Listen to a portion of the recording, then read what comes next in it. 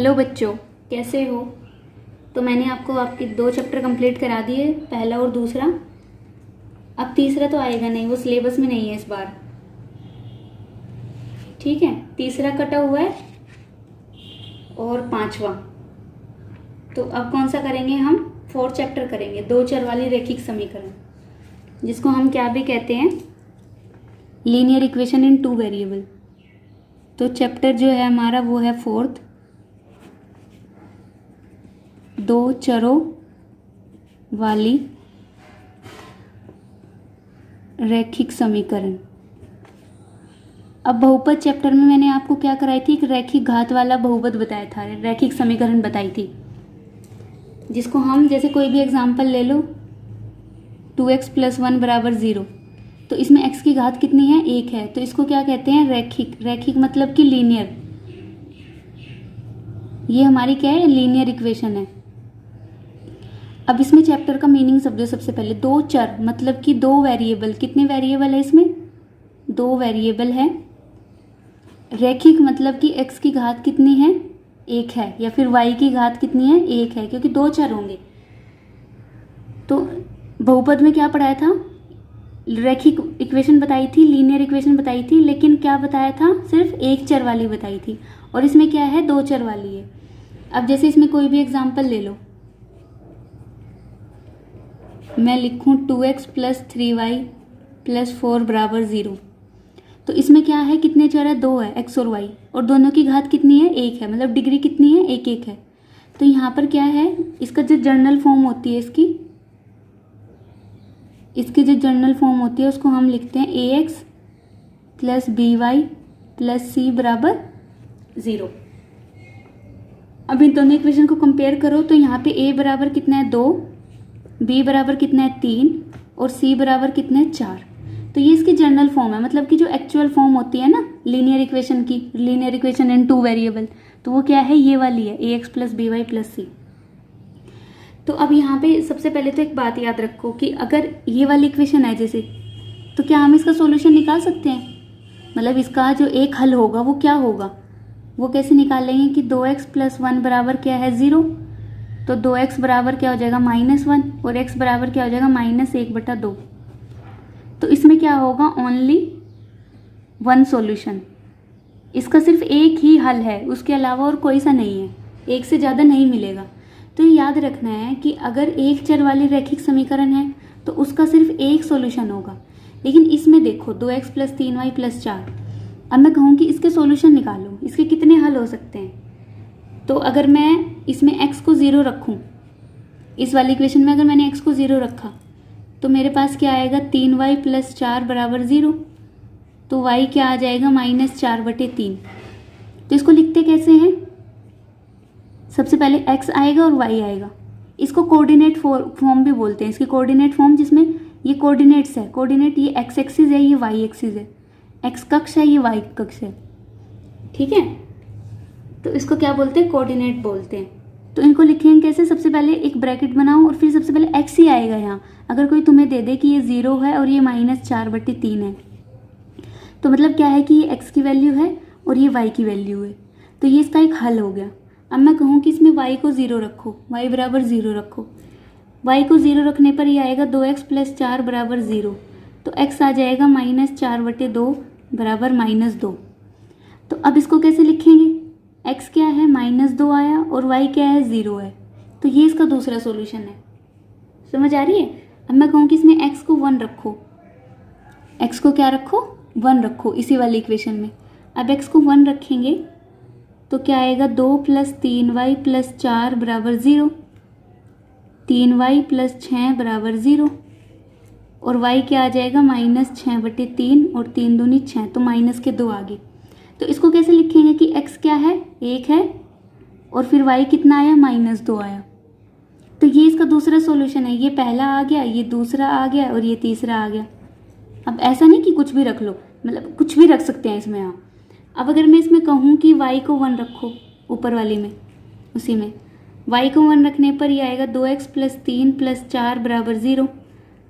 तो ये हो जाएगा 2x = -7, और x कितना आ जाएगा? -7/2। तो यहाँ से क्या निकला कि y तो मेरा क्या था, 1 था, x क्या है मेरा 7/3 है, तो इसको कैसे लिखेंगे, -7/2 है यहाँ, और ये 1 आ जाएगा। तो ये है इसका फोर्थ सॉल्यूशन। तो यहाँ से मैंने क्या देखा कि अगर 2 चर वाले रैखिक समीकरण है, लीनियर इक्वेशन इन 2 वेरिएबल है हमारे पास, तो उसके इनफाइनाइट मैनी सॉल्यूशन होंगे, मतलब कि अनगिनत सॉल्यूशन होंगे, अपरिमित रूप से अनेक सॉल्यूशन होंगे। तो समझ आया, अनेक सॉल्यूशन है, अनेक हल होंगे उसके, ठीक है। तो ये इसकी जनरल फॉर्म है, और ऐसे ही हम इसका हल निकालते हैं। ऐसे ही बोलेंगे आपको कि इसके 4 हल निकालो, इसके 2 निकालो, इसके 5 निकालो, तो कितने भी निकालने के लिए बोल सकते हैं। लेकिन एक बात याद रखो, जैसे ये और ये वाला, ये तो 2 तो हमेशा ही रखना, क्योंकि x बराबर 0 रखने पर y का मान आसानी से निकल जाएगा, और y बराबर 0 रखने पर x का मान आसानी से निकल जाएगा। तो ये तो 2 हमेशा ही होंगे, हमेशा मतलब कि तुम आसानी से मिल जाएगा। अब ऐसे इसमें एग्जाम्पल 1 देखो, नीचे दिए गए, अब देखो ये समझा दिया ना मैंने कि इस समीकरण को हम कैसे लिखते हैं, ax + by + c, और 2 चर वाले रैखिक समीकरण को हम क्या कह सकते हैं कि इसके अनेक सॉल्यूशन होंगे, एक नहीं होगा, कई होंगे। अब एग्जाम्पल 1 देखो, इसने कहा कि जो ये समीकरण दी हुई है इसमें a b c का मान बताओ। तो उदाहरण 1 का दूसरा पार्ट देखिए, कौन सा, एग्जाम्पल 1, इसका दूसरा पार्ट। तो इसमें क्या है कि x - 4 बराबर कितना है, √3y। तो जो इसकी जनरल फॉर्म थी, जो एक्चुअल फॉर्म होती है वो क्या होती है कि ax + by + c बराबर 0। अब पहले तो इसको ऐसे लिखो जैसे ये लिखा हुआ है, ax मतलब कि x वाली टर्म ऐसे ही, फिर y वाली आएगी, तो अगर y वाली इधर है तो इसको इधर ले आओ माइनस में, तो ये -√3y और -4 बराबर 0। सबसे पहले ऐसे बनाना पड़ेगा, कोई भी इक्वेशन अगर दे रखी है तो उसको पहले x की टर्म, फिर y की, और फिर c, मतलब एक ही साथ होना चाहिए, फिर बराबर में इसके 0 होगा तभी तो समीकरण बोलते हैं उसको। तो अब यहाँ पे a कंपेयर करो, a बराबर तो क्या है, 1 है, b बराबर है -√3 और c बराबर है -4। तो समझ आई।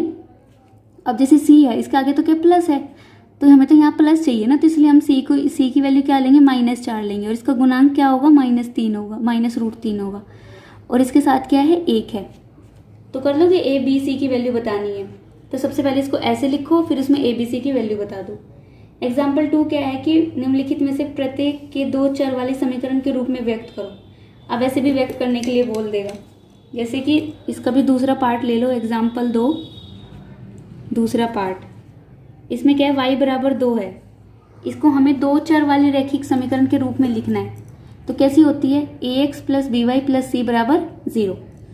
अब यहाँ देखो इसको कैसे लिख सकते हैं, a तो मेरे पास क्या है, x लिखा सबसे पहले, लेकिन x का कोई भी इसमें गुणांक नहीं है, x क्या 0 है, तो इसके साथ 0 ले लिया, अगर 0 के गुणा x में करेंगे वो 0 ही हो जाएगा। अब y के साथ क्या 1 है, इसका गुणांक 1 है, और ये 2 उधर है तो इसको 2 को इधर ले आओ, ये हो जाएगा 0। तो आगे इसमें इन्होंने क्या कहा कि 2 चर वाले समीकरण के रूप में व्यक्त करो, तो इसमें x भी आ गया और y भी आ गया और एक c भी आ गया। तो 2 चर वाले रैखिक समीकरण है जिसमें कि a बराबर है 0, b बराबर है 1 और c बराबर है -2। समझ आई। जैसे कि x बराबर इसमें है, इसका पहला पार्ट x बराबर -5, तो इसको कैसे लिखेंगे, अब x तो है लेकिन y गुणांक नहीं है, मतलब y का नहीं है, तो y का गुणांक क्या ले लेंगे, 0 ले लेंगे फिर से। तो 1x + 0.y, इसकी गुना y में, और माइनस का 5 है तो इधर आके क्या हो जाएगा, प्लस का, और बराबर 0। तो इसमें x बराबर है, a बराबर है 1 और b बराबर है 0 और c बराबर है 5। तो समझ आया इसको कैसे लिखना, कैसे हम लिख सकते हैं। और अगर बोल दे कि इसमें a b c का मान बताओ तो वो ऐसे बता देंगे, अगर बताए कि समीकरण के रूप में लिखो तो उसको ऐसे लिख देंगे। तो एग्जाम्पल 1 और 2 हो गया। ऐसी एक्सरसाइज देखो, एक्सरसाइज 4.1 का पहला कराऊंगी बस।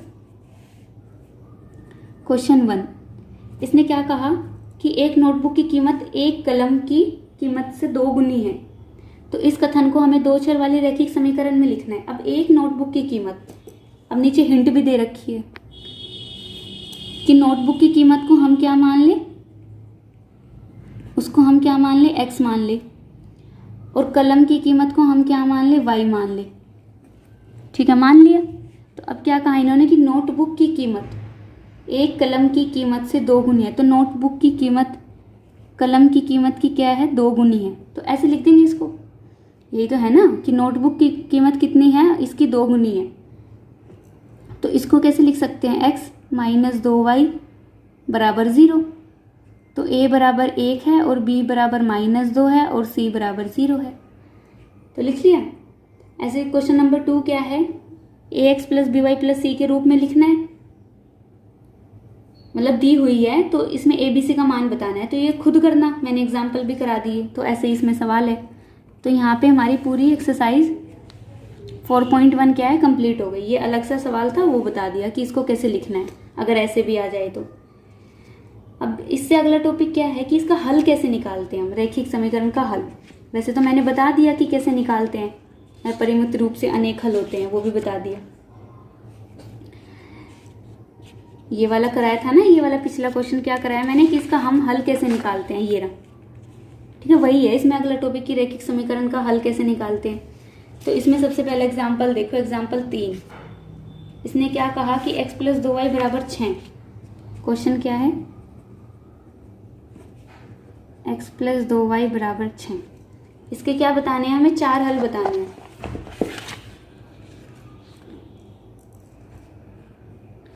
तो क्या करो, ऐसा नहीं है कि जो वो आंसर देगा वही सच होगा, वही सही होगा। अपनी तरफ से भी तुम कुछ भी रख सकते हो, वो भी उसका आंसर ही होगा। अब मैं यहाँ सबसे पहले x को 0 रखती हूँ, तो y आ जाएगा 2y बराबर 6। तो y आ जाएगा 2 3 6। तो सबसे पहला हल क्या है, 0 और 3 आ गया। ये x है और ये y है। अब y को 0 रखा, y को 0 रखने पर x आया 6। तो क्या आ जाएगा, 6,0। दूसरा हल ये आ गया। अब x को 1 रखो, अगर मैं 1 रखती हूँ यहाँ प्लस 2y बराबर 6, तो 2y बराबर कितना आएगा, 5। और y का मान कितना आ जाएगा, 5/2। तो यहाँ पे हल कितना आ गया, 1 और 5/2। दूसरा ये आ गया। बताने कितने थे, 4। तो पहला ये रहा, दूसरा ये रहा, तीसरा ये रहा। अब y को 1 रख दो। अगर मैं y को 1 रखती हूँ तो x प्लस 2 बराबर 6 है। तो x बराबर कितना आ जाएगा, 4 आ जाएगा। तो 4,1। तो चौथा क्या आ गया, ये आ गया। तो 4 हल बताने थे, तो कोई भी बता दो, उसने जो वैल्यू रख रखी है जरूरी नहीं है कि वही रखनी है। ये है तो ये भी सेटिस्फाई करेगा। अब हल क्यों है, अब जैसे कि ये वाला है, मुझे पता नहीं कि हल है या नहीं है, इसका सॉल्यूशन है या नहीं। तो क्या करो, इक्वेशन क्या है कि x प्लस 2y बराबर 6 है। अब x की जगह 4 रख लो और y की जगह 1 रख लो। तो यहाँ 2 6, तो 6 बराबर क्या आ गया, 6। 6 बराबर क्या आ गया, 6। तो इससे क्या पता लगता है कि अगर राइट हैंड साइड बराबर लेफ्ट हैंड साइड हो जाए, दोनों बराबर है, तो ये क्या है, इसका सॉल्यूशन है। मतलब कि 4,1 क्या है, इसका सॉल्यूशन है। ये इसको सेटिस्फाई कर रहा है, दोनों साइड क्या बराबर है। तो यहाँ से जो निकाला वो बिल्कुल सही है। तो एग्जाम्पल 4 क्या कहता है कि निम्नलिखित समीकरण में प्रत्येक के 2 हल बताइए। तो अब कर लोगे ना आसानी से। तो इसके मुझे कितने सॉल्यूशन बताने हैं, 2 सॉल्यूशन बताने हैं। तो 2 तो वही है कि x और y को 0 रखो अलग अलग। सबसे पहले तो अपना यही रखो। अगर मैंने x को 0 रखा इसमें, तो 3y बराबर कितना होगा, 12। तो y क्या निकल जाएगा, 3 चौक 12, भाग देके। तो x का क्या आ गया, 0,4। x क्या है, 0 और y कितना है, 4। सबसे पहले तो ये आ गया। अब y को 0 रखो, y को 0, 4x बराबर 12, भाग दिया। 4 ने 12 को काट दिया 3 बार। तो x कितना आ गया, 3। तो दूसरा हल आ गया 3,0। तो बस यही बताना था। इन्होंने जो ले रखा है जरूरी नहीं है कि यही है, कुछ भी ले सकते। तो यहाँ हम कुछ भी ले सकते हैं, ऐसा कुछ नहीं है कि जो वहाँ आंसर दे रखा है वही सही मिलेगा। अब इसमें एक्सरसाइज क्या है, 4.2। सबसे पहले सवाल क्या है कि ये दे रखी है एक समीकरण और विकल्प बताने कि कौन सा सही होगा। सिर्फ एक हल होगा, सबसे पहले तो ये बोल रहा है केवल 2 होंगे या फिर अपरिमित रूप से अनेक हल होंगे। तो मैंने क्या बताया कि अगर रैखिक समीकरण है 2 चर में तो उसके अपरिमित रूप से अनेक हल होते हैं। तो इसमें तीसरा सही हो जाएगा। दूसरा क्या है कि समीकरण में प्रत्येक के 4 हल बताओ। तो बता सकते हो, 4 बता दो, 5 बता दो, कितने भी बता दो। बता दिया ना, 0 और x को 0 रखो, फिर y को 0 रखो, x को 1 रखो, y को 1 रखो, वो निकल जाएगा आराम से। फिर थर्ड क्वेश्चन क्या है कि हमें बताना है कि कौन सा इसका हल है। अच्छा ये देखिए क्वेश्चन नंबर 3।